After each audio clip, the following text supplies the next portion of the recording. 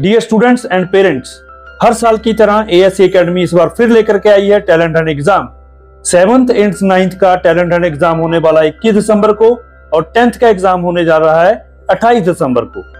हर साल की तरह इस बार भी बहुत सारे साइकिल्स रखे गए हैं और फर्स्ट प्राइज इलेक्ट्रिक साइकिल रखा गया है। खाने में क्या क्या रहता था? खाने में क्या, चिकन बिरयानी मटन बिरयानी।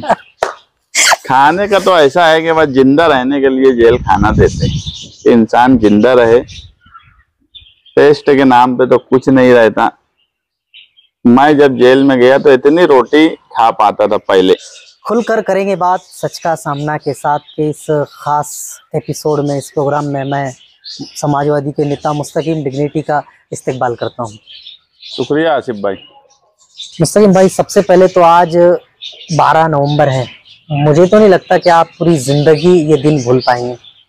आपने जेल भी काटी थी, तो इसको लेकर थोड़ा सा बताइए।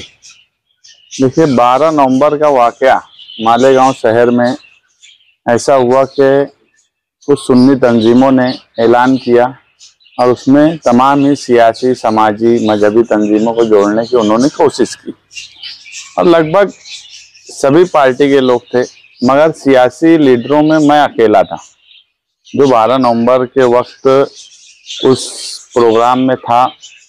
और कुछ मामूली खतरा होने की बुनियाद पर 5 FIR कर दी गई और सैकड़ों लोग जो है वो जेल में चले गए।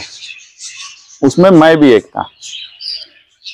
जेल में जाने के बाद मुझे यह एहसास हुआ कि लगभग उस मामले में 60 लोग मालेगांव शहर के जेल में थे। मेरा खुद सर्कल नंबर 4-2 में था मैं, और उस सर्कल में 24-25 लोग थे। कोरोना का पीरियड उस वक्त भी था, कोविड का दौर चल रहा था, तो पहले तो ले जाकर सेपरेट में रखा गया 14 दिन अकेले। वो वक्त काटना बड़ा मुश्किल था और उसके बाद जो हालात बनते चले गए जेल के अंदर के, तो वो सभी के लिए बड़ा मुश्किल वक्त था। और मेरे लिए ज़्यादा मुश्किल इसलिए था कि मुझे जो लोग बंद थे उनको कहीं ना कहीं मुझसे एक उम्मीद थी कि मैं सियासी तौर पर, कानूनी तौर पर उन लोगों की मदद करूंगा और जल्द से जल्द बेल होंगी। मगर वैसे हालात बन नहीं पा रहे थे और अंदर वालों को भी संभालना, बाहर वालों का भी सोचना, ये फिक्र थी। और उसी बीच में जैसे भी हालात आए वो चले, फिर बेल हुई, हम लोग बाहर आए। कुछ लोग 3-4 महीने की जेल काटे, कुछ लोगों को 8-9 महीना भी लगा। लेकिन जिस तरह से उस वक्त कार्रवाई की गई थी वो बहरहाल उस तरह का मामला नहीं हुआ था जैसी हम लोगों के ऊपर प्लानिंग की, हाफ मर्डर की, राइड की, रॉबरी की, कई तरह की ऐसी संगीन दफात लगा दी गई जो कि गांव का कोई भी आदमी, डिपार्टमेंट का भी आदमी, कोई ये नहीं बोल सकता कि यार ये लोग इस तरह का काम करेंगे, रॉबरी करेंगे, राइड करेंगे, या फिर इनका इरादा किसी को मारने का था, या ये कोई प्लानिंग करके किया गया काम नहीं था। वो आप सल्लल्लाहु अलैहि वसल्लम की हिमायत में निकालने के जुलूस की बात थी और वो जुलूस भी नहीं निकला था, सिर्फ एक निवेदन देने की बात हुई थी और जो जिम्मेदार थे वो निवेदन देने के लिए ही गए और उसमें थोड़ा धक्का मुक्की और पथराव की बात आ गई। मुस्तकीम भाई, जो लोग आपके साथ थे जेल में, जो पहली बार भी जेल गए थे, कुछ उनके हालात अंदर कैसे थे? वो कैसे रहते थे अंदर? मुश्किल था क्या उनके लिए रहना वहां पर? देखिए, बाहर लोग बहुत रुस्तम हो सकते, मगर जेल के अंदर, मैं खुद जेल में था, मैंने बड़े बड़े रुस्तम को देखा जो रोते थे और जेल किसी सूरत में काटी नहीं जाती थी। बहुत से लोग ऐसे थे जो पहली मर्तबा जेल में आए, बहुत से नौजवान बच्चे थे और उन सबको संभालना और उन सब की फिक्र करना, ये कहीं ना कहीं मैं इसको अपनी जिम्मेदारी मानता था। और उस वक्त 12 नवंबर इतना हॉट मौजू हो चुका था कि जेल में भी तरह तरह की अफवाहें फैलती थी। कभी लोग आकर बोल देते थे कि मकोका लगने वाला है, कभी बोलते थे कि दो साल तक तो बेल नहीं होंगी, इनकी चार्जशीट के बाद भी बेल नहीं होंगी। हर 8-15 दिन में कोई ना कोई ऐसी बात जेल में जरूर आती थी जिसकी वजह से तमाम ही लोग जो 12 नवंबर में बंद थे वो परेशान हो जाते थे, फिक्र में आ जाते थे। अंदर ही हम लोग मीटिंग करते थे, दुआ करते थे कि किसी भी तरीके से जेल से रिहाई हो। और अफवाहों का बाजार इतना गर्म था कि कई लोगों की तबीयत बिगड़ गई।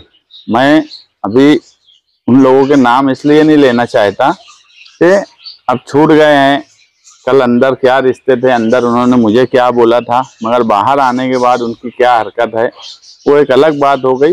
मगर अंदर मैंने ईमानदारी से कोशिश यही थी कि सबको संभाला जाए। और जेल एक ऐसी जगह है कि अगर तुमने तुम्हारा दिमाग सेट नहीं किया जेल के अंदर कि अब तुम जेल में आ गए हो और अब जो भी होगा कोर्ट से फैसला होने के बाद ही तुम्हारी रिहाई हो सकती, दिमाग अगर सेट कर लिए तो जेल कट जाएंगी। अगर तुम्हारा दिमाग सेट नहीं हुआ, अगर तुम रोजाना यही सोचते रहेंगे कि बेल होंगी नहीं होंगी, तो जेल काटना मुमकिन नहीं है, जेल में वक्त काटना मुमकिन नहीं है। और मैंने जाते से ही शुरुआत में ही एक चीज तय कर ली थी कि शान हिंद पार्टी के लोग कहीं ना कहीं कोशिश कर रहे हैं और वो कोशिश जो उनकी चल रही थी उसकी मालूमात भी थी। तो मुझे पूरी उम्मीद थी कि ये लोग पूरी मेहनत से वक्त देकर यहाँ से हाई कोर्ट तक मुसलसल लगे हुए हैं, तो जामीन जब होना है होंगी। अपने को अब यहाँ 4 महीना रहना पड़े, 6 महीना रहना पड़े कि साल भर रहना पड़े, मैंने अपना पूरा एक शेड्यूल दिन भर का, किस तरह से दिन भर का वक्त पास करना है, किस तरह दिन भर रहना है, वो मैंने तय कर लिया था। क्योंकि जेल जो है वो हमारे जैसे लोगों के लिए नहीं है, इसलिए बहुत सिस्टम से और एक लाइन तय करके जेल में रहना पड़ता। कोरोना का वक्त था, पहले आपने बताया जैसे ही आपके अंदर एंट्री 14 दिनों के लिए आपको क्वारंटाइन किया गया। अकेले रहना पड़ता था क्या जेल में तब? हाँ, तो कैसा शेड्यूल था आपका अंदर? अकेले वक्त काटना है, कोई बात करने के लिए है? जेल अलग अलग तरह के, वहाँ कई सर्कल है। एक सेपरेट सर्कल बोल के रहता है जहाँ पर छोटी छोटी ऐसी खोली रहती है जिसमें 3 लोग और ज्यादा से ज्यादा 5 लोग, इतने लोग भी वहाँ पे पैर फैला के सो नहीं सकते। अब वो कोरोना की वजह से। और दूसरा एक सेटअप रहता जिसमें लंबे लंबे बैरिक रहते जिसमें 70, 80, 100 लोग रहते हैं, और वो पूरा एक बड़ा सर्कल रहता जिसमें 8 बैरिक 6 बैरिक रहते हैं। वो अपना वक्त उनका होता है खोलने का और बंद करने का, उस वक्त बैरिक से खोला जाता है, बंद किया जाता है। तो क्वारंटाइन करने कोविड की वजह से 14 दिन के लिए सेपरेट में क्वारंटाइन किए। वहाँ पर आमतौर पे बहुत कम ही लोग रहते हैं और रूम सबके सेपरेट सेपरेट है, तो अलग अकेले रहना पड़ता। और खोलने के बाद भी वहाँ कोई बहुत बड़ी तादाद नहीं रहती। और वो 14 दिन के बाद, 14 दिन होने के बाद भी हमको मेन सर्कल में ट्रांसफर नहीं किया गया। उनका जो भी एक नियोजन रहता जेल का कि कहाँ किस सर्कल में कब डालना है, तो लगभग 1 महीना मैं सेपरेट में था।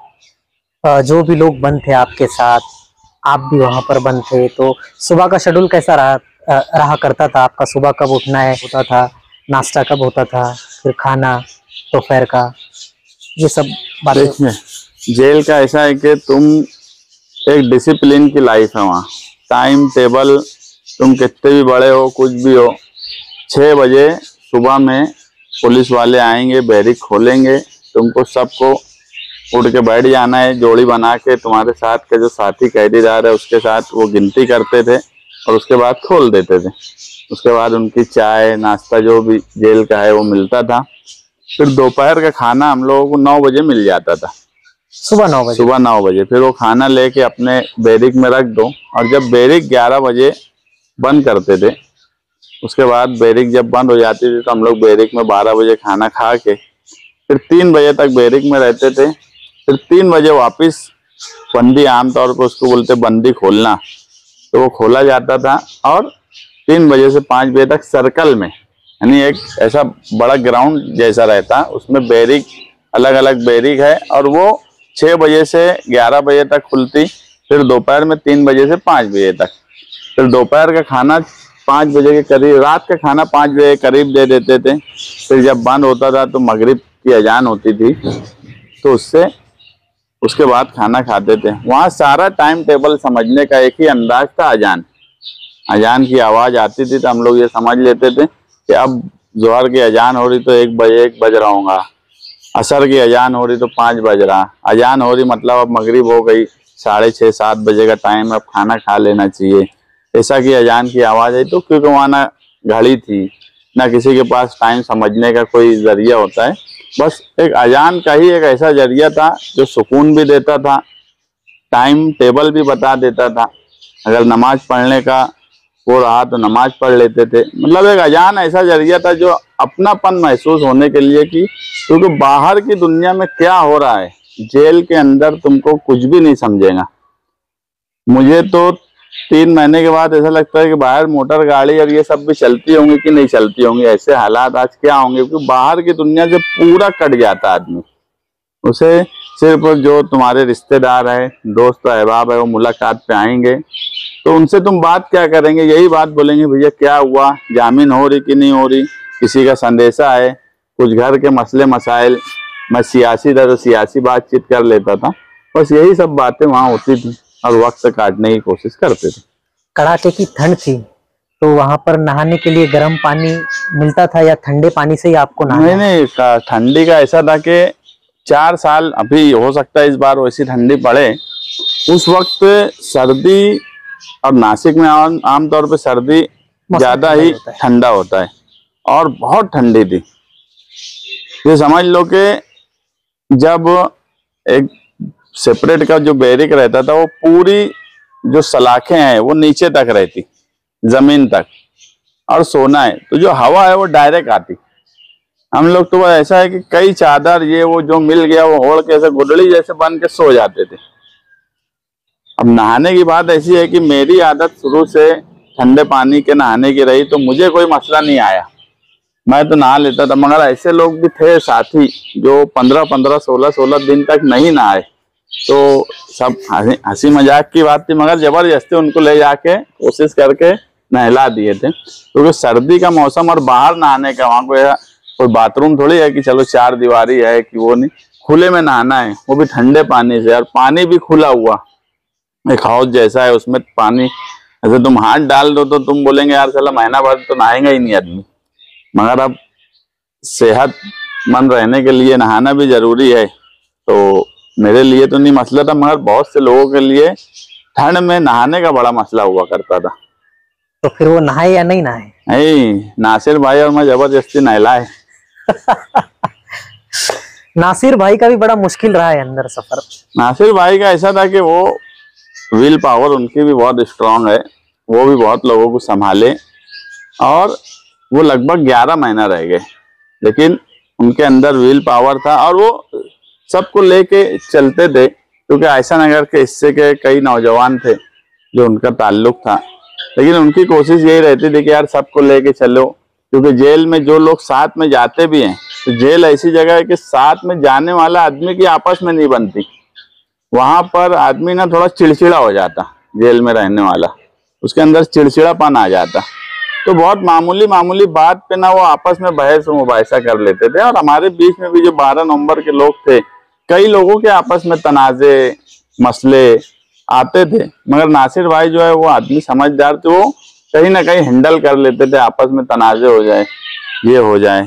फिर रिजवान बैटरी वाले जैसे लोग भी थे, जो वो भी बेचारे सबको कोशिश करते थे संभालने का, मगर उनका मिजाज थोड़ा सी एग्रेसिव है, तो कहीं ना कहीं ऐसे तनाजे हो जाते थे, नासिर भाई हैंडल कर लेते थे। हमारे रहमान पहलवान थे, वो भी जरा एग्रेसिव है, और मैं बोला कि यार जेल में ना चिड़चिड़ा हो जाता आदमी, मेरे अंदर तो चिड़चिड़ापन आता ही नहीं, लेकिन मैं ऐसा बहुत मुतनाज़े मामले में संभाल लूं ऐसा भी नहीं होता, मगर नासिर भाई संभाल लिया करते थे। कुछ लड़ाई झगड़ा आपस में वहां पे अंदर बैरिकेड के अंदर आपस में 12 नंबर के लोग लड़ रहे हैं, ऐसा कोई वजह? हाँ, कई वाकया, मैं जो बोला ना कि जेल ऐसी जगह है कि ये तो चलो कोई ऐसा क्राइम नहीं था, मैं ये भी देखा कि सगे भाई, कोई क्राइम हो गया, किसी का मर्डर हो गया और 3-4 भाइयों ने गुस्से गर्मी में हो गया, अब जब वो जेल में गए तो उनकी आपस में नहीं बनी, सगे भाइयों की नहीं बनी, बाप बेटे की नहीं बनी, क्योंकि जब क्राइम होते वक्त तो आदमी गुस्से में या इंतकामी कार्रवाई में कर दिया, मगर जब वो जेल में गया और जेल के हालात जब देखा तो एक भाई को ये लग रहा कि यार उसने मारा और मैं साथ में था, इसकी वजह से मैं फंस गया। तो वहां पर चिड़चिड़ापन इतना हो जाता कि आपस में ही लोग लड़ लेते, लोग सगे भाई की बैरिक बदल जाती। तो 12 नवंबर वाले तो समझ लो कोई सब एक दूसरे के ताल्लुक के नहीं थे, सब अलग अलग पार्टी से ताल्लुक रखते थे, सब अलग अलग लोग थे और अलग अलग मोहल्ले के थे। तो इनका खुद आपस में कोई का तालमेल नहीं था, जैसे अपना मेरा ऐसा अपन सियासी है तो सबसे ताल्लुकात थे, मगर जो लोग आए थे ना उनका खुद दूसरे से कोई ताल्लुक नहीं था, तो वो आपस में उनकी नहीं जमती थी। कई लोगों का ऐसा हुआ कि 4 नंबर सर्कल में तनाजा हुआ तो उनको 5 नंबर सर्कल में ले जाया गया, लाल गेट पे ले जाके टावर पे बोलते वहां पे 2-4 डंडे भी लगाए गए, ऐसे भी हुए। हम लोग की कोशिश रहती थी कि पुलिस को भी थोड़ा सी बोल चाल के कोई मामूली मामला हुआ तो हैंडल कर लेना, ये सब कोशिश करते रहते थे। 12 नवंबर के आरोपियों में एक आरोपी एक ऐसा था जिसकी मेंटली हालत सही नहीं थी, जो मानसिक तौर पर ठीक नहीं था, उसको भी आरोपी बनाकर सेंट्रल जेल डाला गया था। तो उसकी क्या स्टोरी है सही में? हाँ, वो एक लड़का था, उसकी जामीन भी हम ही लोग करवाए। वो पुलिस ने उसको क्यों गिरफ्तार कर ली थी ये नहीं मुझे समझा, मगर ऐसा बोलते हैं कि अली अकबर के पास से उसको बाद में दूसरे दिन लेके आए और उस पर केस बना दिया गया। मगर जब वो जेल में गया तो जेल प्रशासन को ऐसा लगा कि ये आदमी दिमागी तौर पर पूरी तरह सेहतमंद नहीं है उसकी हरकतों से, तो उसको हॉस्पिटल में शिफ्ट कर दिया गया। अब हॉस्पिटल में भी ऐसा हो गया था कि उसको अगर कोई मुलाकात के लिए आता भी था तो वो मिलने भी नहीं जाता था, उसको बहुत पकड़ के ले जाने की कोशिश करते थे, खाना खिलाने की भी बहुत कोशिश करते थे। वो ऐसे घास वगैरह चुनते रहता था ग्राउंड में। जैसे कहीं मैं हॉस्पिटल में कोई मामले में गया तो देखे तो इतना था कि वो कुछ तंबाकू खाता था, वो उसको दे देते थे जेल में से ही लेके, तो थोड़ा सी मुझसे बातचीत करने लगा था। नहीं, बातचीत से मतलब है कि पहचानने लगा था। तो कभी कभी ऐसा होता था कि जेल प्रशासन को लगता था कि यार उससे कोई बातचीत करने की जरूरत है, तो मुझे बोलते थे कि यार उससे थोड़ा तुम बात कर लो, या वो देखो मुलाकात तो उनके लोग आए हैं, उसको मुलाकात के लिए भेज दो। तो उसको उस तरीके से हैंडल करते थे। बाद में उसकी जामीन हो गई थी मेरे छूटने के बाद हाई कोर्ट से। खाने में क्या क्या रहता था? खाने में क्या, चिकन बिरयानी, मटन बिरयानी। खाने का तो ऐसा है कि बस जिंदा रहने के लिए जेल खाना देते हैं, इंसान जिंदा रहे, टेस्ट के नाम पे तो कुछ नहीं रहता। मैं जब जेल में गया तो इतनी रोटी खा पाता था पहले, यानी एक रोटी का चौथा हिस्सा। आखिरी वक्त मेरा ऐसा आया कि मैं पूरी रोटी खाने लगा, यानी वो धीरे धीरे जबान को आदत लग जाना ऐसा हुआ। लेकिन खाने के मामले में तो दाल का हाल ये था कि दाल ढूंढना पड़ती थी, सब्जियां ऐसी ऐसी थी कि जो कभी जिंदगी में नहीं खाए। मूली की भाजी और मूली काट के सब्जी बना देते थे, कभी नहीं खाए। कभी बिजाले की, मतलब बस ऐसा था कि जिंदा रहना है तो खाना खाना है। रोटी का हाल ऐसा है कि मोटी रोटी, उसमें भी जो धान है उसको साफ करो थोड़ी देर, उसके बाद खाओ। बस एक ही बात है कि जेल इंतजामिया के सामने कि जो लोग हैं वो जिंदा रहना चाहिए खा के, उसके लिए देते हैं। अपने जैसे लोग के बस का नहीं है वो खाना। मुस्तकीम भाई, देखो आपने जेल का एक्सपीरियंस बताया, आप एक सियासी शख्स है। कुछ ऐसे नौजवान लड़के हैं जो क्राइम की ओर जाते हैं, क्राइम होने के बाद जब वो जेल जाते हैं तो तब उन्हें समझ में आता है कि मुझसे बहुत बड़ी गलती हुई। तो ये स्टोरी का मकसद भी मेरा ये रहा है कि उन तक भी ये बातें जाए कि कितनी कठिन अंदर जिंदगी है। तो इसको लेकर आप क्या कहेंगे? मालेगांव शहर के बारे में जो सबसे एक अच्छी बात मैं देखा कि जेल के अंदर नासिक जिले आसपास बहुत जगह के 3000 कैदी रहते हैं। मालेगांव के मामले में जो बुनियादी बात थी मालेगांव के नौजवानों के जेल में आने की, वो सिर्फ और सिर्फ नशा थी। अगर मालेगांव के नौजवान नशे का मामला नहीं होता हो तो मुझे लगता कि सबसे कम क्रिमिनल लोग नासिक जेल में मालेगांव के मिलेंगे। बाकी जगह जो है दूसरे कई अलग अलग मामले में जेल में आते हैं। हमारे यहाँ समाजी तौर पे लोग एक दूसरे से बहुत टच है। जैसे ये कि घरेलू झगड़े हो जाते, बहू को जला दिए और आपस में लड़ाई झगड़ा हो गया, ये सब चीजें मालेगांव जैसे शहर में नहीं है। हमारे यहाँ अगर कुछ घरेलू मसले मसाइल आते भी हैं तो उसको मोहल्ले के लोग, घर के जिम्मेदार, इस तरह के लोग उसको हैंडल कर लेते। हमारे यहाँ बहुत चोरी का भी वाकया मालेगांव में नहीं होता दूसरे शहरों की बनिस्बत। नासिक वगैरह में चैन खींच लेने वाला गैंग, दूसरा चोरी करने वाला गैंग, इस तरह के जो बड़े बड़े गैंग है वैसे गैंग मालेगांव में नहीं है। इस तरह के क्राइम नहीं होते। मैं जो बोला कि सिर्फ अगर नशे को मालेगांव पुलिस इंतजामिया, मालेगांव शहर के लोग अगर नशे पे कंट्रोल कर ले तो मालेगांव में सबसे कम क्रिमिनल लोग रहेंगे।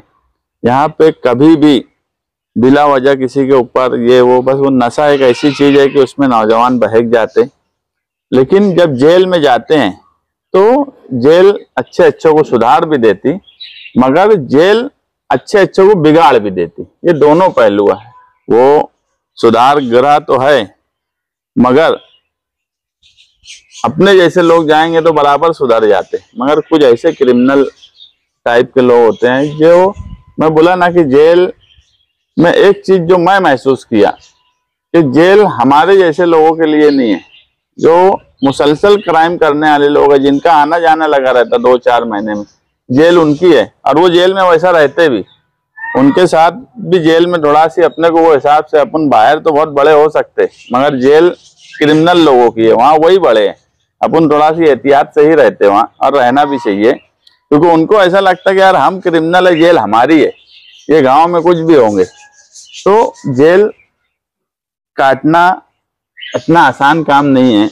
और मामूली मसले में, और अभी तो देखो मालेगांव शहर में ऐसा है कि मैं 12 नवंबर से मुसलसल कोर्ट कचहरी ऐसे एक सियासत का हिस्सा हो गया। हो इसलिए गया कि सरकार, इंतजामिया, डिपार्टमेंट ये मुसलमानों के साथ इस तरह से सलूक करने लगा कि हमारी मजबूरी हो गई कि हमको कानून का सहारा लेना पड़ता।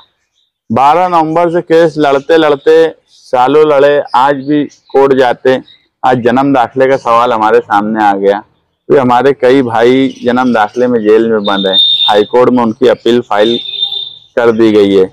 बोलने का मतलब ये है कि इंसाफ सबके लिए बराबर है, ये बात तो बोली जाती, मगर मैं मुसलसल कोर्ट कचहरी कर रहा हूँ, मुझे कभी कभी ऐसा लगता कि यार इंसाफ सबके लिए बराबर नहीं है। इतने मामूली जन्म दाखिले के मामले में आज लोग महीनों से जेल में हैं। आज 9 महीना हो गया सिर्फ मामूली मिस्टेक पे। तो आज 307 के आरोपी 3 महीने में छूट जाएंगे, मगर एक मामूली कागज की मिस्टेक का आरोपी जिसके ऊपर कायदे से 2000 रुपया 1000 रुपया फाइन मार के उसको छोड़ देना चाहिए, ये होने के बाद भी इस तरह की दफात लगा दी गई कि हम उनको छुड़ा नहीं पा रहे। तो इंसाफ सबके लिए कैसे बराबर हो सकता? ठीक है, बहुत बहुत शुक्रिया आपका।